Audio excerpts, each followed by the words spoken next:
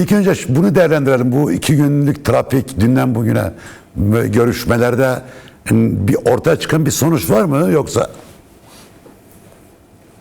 Ya öncelikle şunu söyleyeyim, biliyorsunuz son dönemde çok sıklıkla da ifade ettik aslında ama bugün bir kez daha vurgulamakta fayda görüyorum. Yaklaşık bir 50 günlük hatta geçkin bir süredir İmralı ve Önder Apo'dan genel anlamıyla bir haber almış değiliz. Süreci yürütme bağlamında yürütülen tartışmalardan, kendisiyle kurulan temaslardan ve genel hattıyla nasıl bir çerçeve çizildi ya da bir mutabakat var mı yok mu kısmı ile ilgili bir şeyde değil, bir temas biçimi yok doğalında. Biraz aslında mevcut muhataplar üzerinden hem partimiz hem parti bağlamında süreci yürüten heyetimiz tarafından gerekli temaslar, muhataplarla yürütülen temaslar, AKP heyetleriyle yürütülen temaslar hiç durmaksızın devam etti. Ta ki dünkü görüşme önemliydi, kritikti elbette. Ve dünkü görüşmede de evet bir çerçeve, bugün kısa bir açıklama da yaptı heyetimiz. O anlamıyla çok önümüzdeki dönemi bağlayan noktada elimizde veri olduğunu dünkü görüşme itibariyle de hala hazırda ifade edemiyoruz elbette. Yani yasal çerçeve en azından bağlamı itibariyle ya da ana fikri itibariyle her zamanki dozunu aşmayan bir yerde tartışma konusu, ancak detaylarıyla ve örneğin yazılı ve sözlü sunumuyla bir yaklaşım hala önümüze konulmuş değil. Bunu vurgulamakta fayda görüyorum. Bunu ifade ederken görüşmenin kendisini olumsuz koyuluğa iten bir yerde ifade etmeyeceğim tabii ki. Bu tür temasların, bu tür tartışmaların önemli olduğunu, bu tür temasların sürecin aslında tıkanan noktada neye tekabül edeceğini anlama açısından da iyi olduğunu ifade edeyim. Evet. Muhataplarla yürütülen tartışmada keza benzer bir durumda. O anlamıyla dünkü görüşme bu tarafıyla önümüzdeki günlerde Temmuz ayı bitmeden bir yasayı meclise getirileceğine dair bir taahhütle noktalandı. Yani verilen bilgiyi net ifade edelim. Temmuz ayı bitmeden meclisin bunu resmi olarak gündemine alacağı ve mutlak bir suretle böylesi bir sürecin işletileceğine dair bir yaklaşım. Bir diğeri ise elbette bizim artık adını koymaya çok yakın olduğumuz bir dönem. Çünkü böylesi hassas süreçlerde, böylesi kritik süreçlerde sürecin ana müzakerecisi olan ve sürecin yürütücüsü pozisyonunda önemli bir merkez olan Önder Apo gerçekliğiyle temasın bütünlüklü kesilmiş olması büyük bir kriz. Ne sürecin dokusuna, ne dönemin müzakerenin esasına, ne de bu kadar tarihi bir sürecin kendisine oturmayan ve birçok deyim yerindeyse şüpheyi, rahatsızlığı ve toplumsal tepkiyi de beraberinde getiren bir durum. Son haliyle önümüzdeki hafta içi ve yani en yakın zaman diyebileceğimiz zaman diliminde adaya ortak bir müzakereyle gidileceği ve yasanın orada bir kez daha müzakere edilerek kendi zemininde de tartışılarak gündemin hızlıca işletileceğine dair bir taahhüt ve bir yaklaşım olduğunu ifade edebiliriz. Ancak burada bir soru var. Bir soru son dönemde çoklu oyalama söylemleriyle çok karşı karşıya kaldık.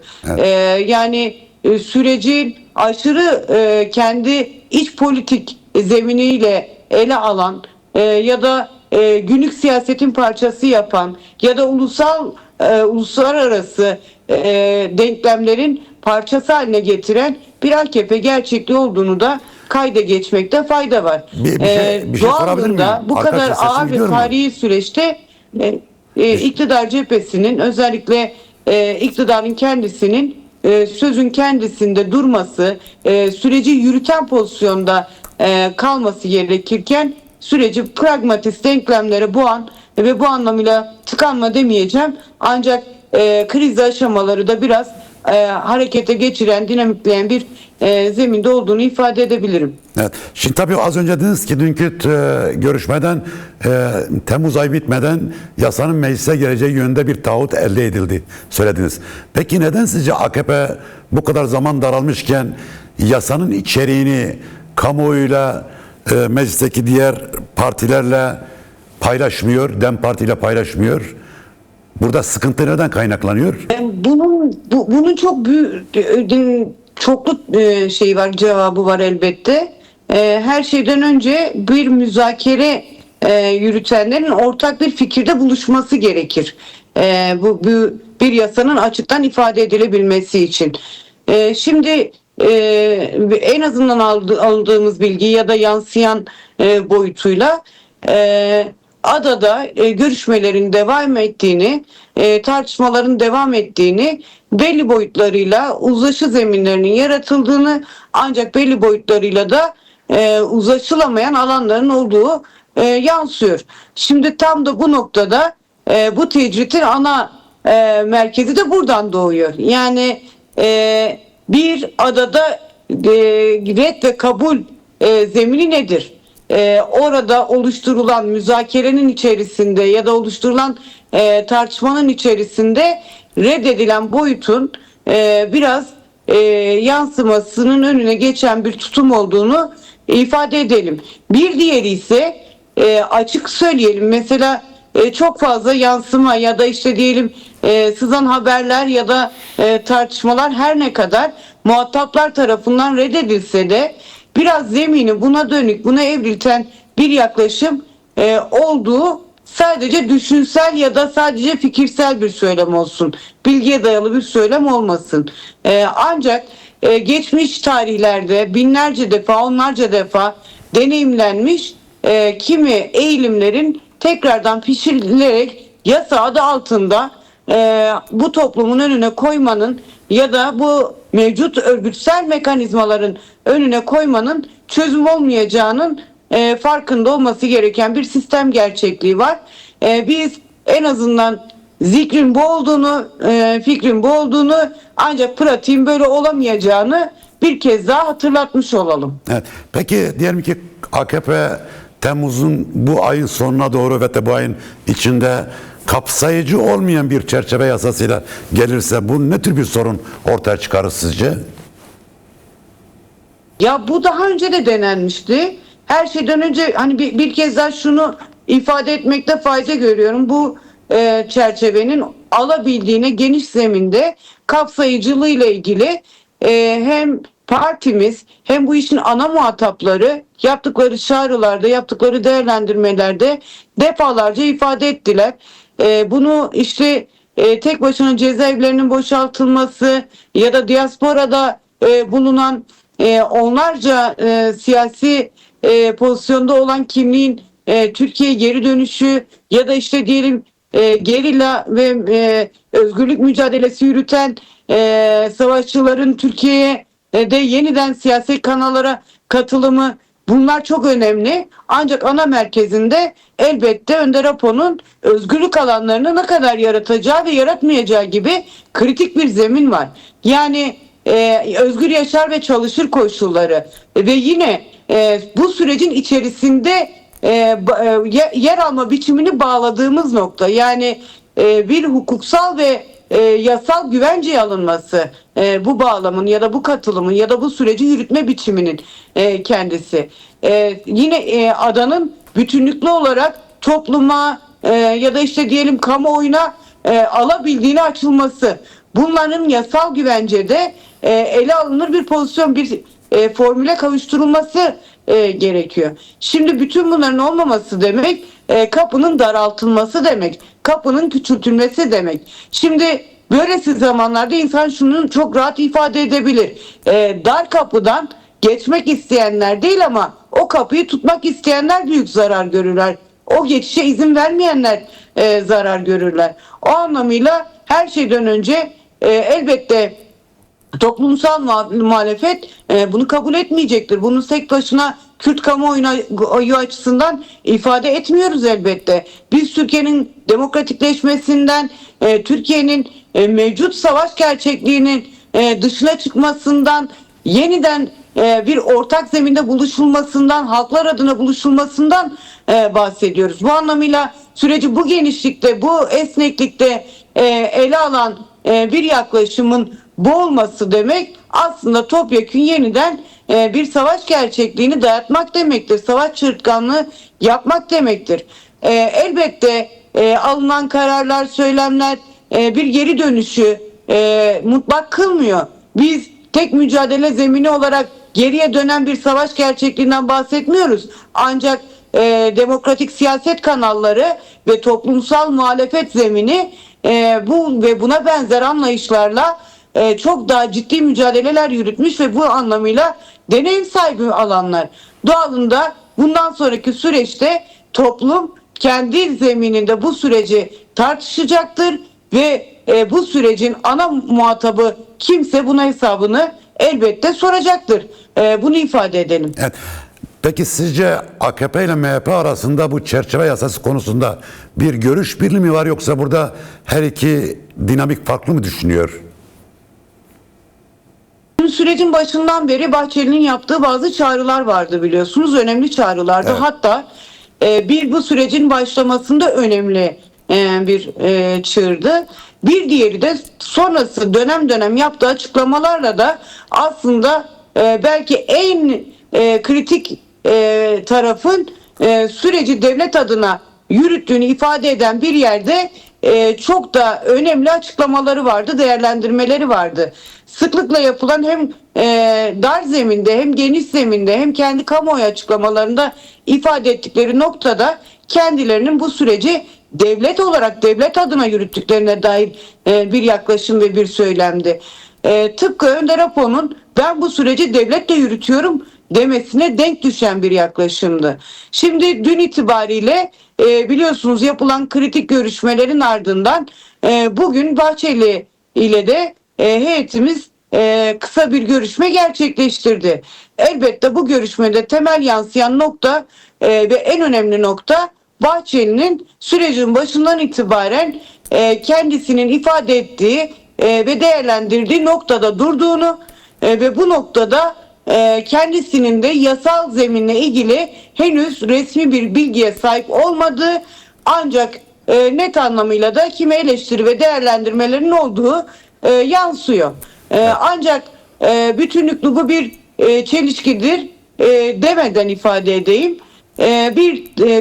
Bir tartışma ya da bir kliğin bu süreci bozmaya evrildiği, bu süreci boğmaya evrilmeye çabaladığı, bu anlamıyla elbette iyi niyetli bir aklında olduğu, olmaya çalıştığını vurgulayabilirim. Böyle bütünlüklü içleştiren bir yerde durmadığımızı, özellikle siyaset kanallarının bu anlamıyla sonuna kadar açık olduğunu, bizim bütün temaslarla bu süreci yürütmek adına, bu sürecin nefes alabilmesi adına yaptığımız görüşmeler ve temaslarda da Bahçeli kanadından yansıyan olumlu bulduğumuz taraf hala hazırda sürecin yürütücü tarafında ya da başında söylediği denklem tarafında durduğuna dair ısrarcı söylemleridir. Ancak takdir edersiniz ki son birkaç haftadır kendisi de bu süreç bağlamında gerek işte salı günü grup toplantılarında gerek yapılan kimi açıklamalarda sürecin kendisine değinen bir yerde olmadığını görüyoruz. Bu da kendisine sorulduğunda aslında gelinen aşamada sözün artık hükmünü yitirdiği, bundan sonraki sürecin ancak pratik adımlarla yürütülebileceği, kendisinde bu yönlü beklentilerinin dünden daha güçlü olduğunu vurgulamasıdır. Şimdi tabii kamuoyunda şöyle bir algı var, sanki bu çerçeve yasası veya sizin kök yasa dediğiniz şey çıktığı zaman her şey bitmiş olacak. Sanki Kürt sorunu bu yasayla çözülmüş olacak gibi bir algı oluşturuluyor, yani özellikle iktidar medyası tarafından. Aslında bunun Kürt kamuoyunda da bir takım alıcısı var diye düşünüyorum. Şimdi bu kök yasa bir son mudur, yoksa bu yasanın çıkması Kürt sorununun çözümü açısından yeni bir başlangıç mıdır? her şeyden önce şey kısmı çok önemli. Yani kök yasadan kastımızın ne olduğu, neyi ifade ettiği, ne tekabül ettiği kısmı.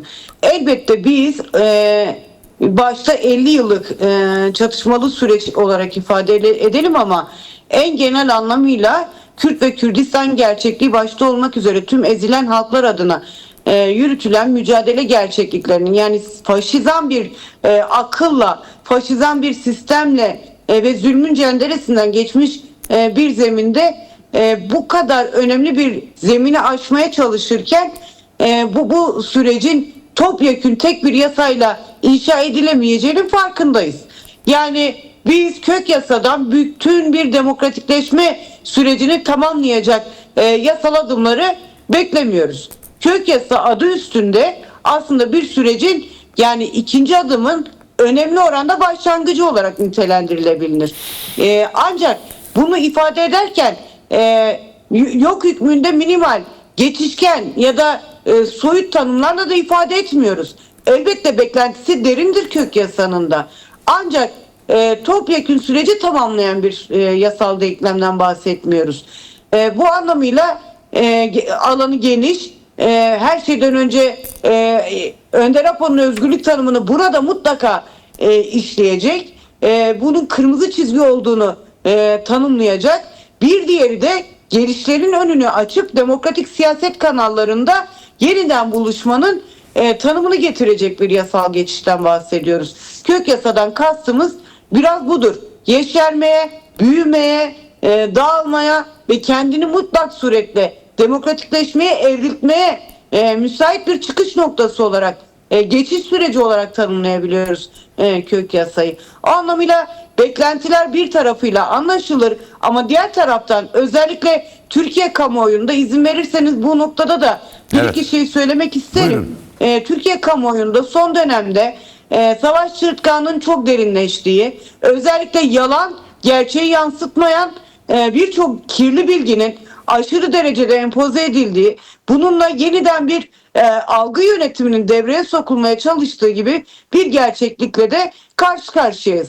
Bunlardan bir tanesi geçtiğimiz günlerde de çok hızlı şekilde hem sosyal medya hem de mevcut boyalı basın ve mevcut yapılar tarafından devreye konulan DEM Parti ve DEM Parti cenahında ya da Kürt kamuoyu zemininde süreci bozmaya çalışan bir iklimin olduğuna dair mesnetsiz iddialardır. Şimdi DEM Parti bu sürecin ana yürütücüsü modelinde sürecin en aydınlık yüzüdür. Bunu tekrardan burada sizin vesilenizle de ifade etmekte fayda görüyorum. Yani yalanı karanlıklar besler. Bunu net ifade edelim. DEM Parti bu sürecin bilgilendirmesiyle, çoklu görüşme halleriyle, sürecin olabildiğince yürütücü gücü olma ve ısrarıyla, her şeyden önce barıştan yana olan tavrı ve tutumuyla tüm birleşenleri ve tüm toplumsal ana dinamikleriyle beraber bu sürece hınca hınç bağlı bir tarafta bu süreci yürütmektedir. Bu tarafıyla DEM Parti bu sürecin en aydınlık yüzüdür.